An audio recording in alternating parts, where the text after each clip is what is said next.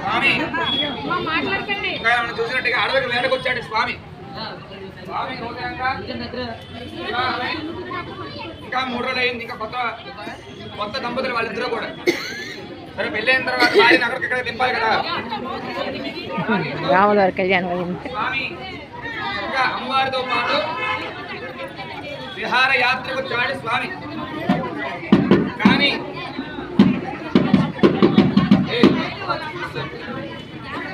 మనందరికీ తెలుస్తున్న సమాచారం ప్రకారం చెప్పండి స్వామి.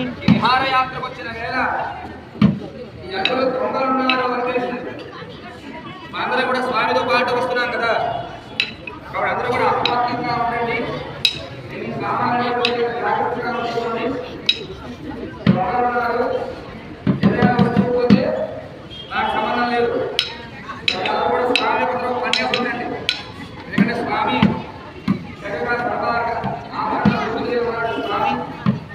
అమ్మ కూడా మొన్నే అత్తవారు పంపించిన అమ్మల సుఖంలో మధ్యలో చక్కగా కాలాంతుగా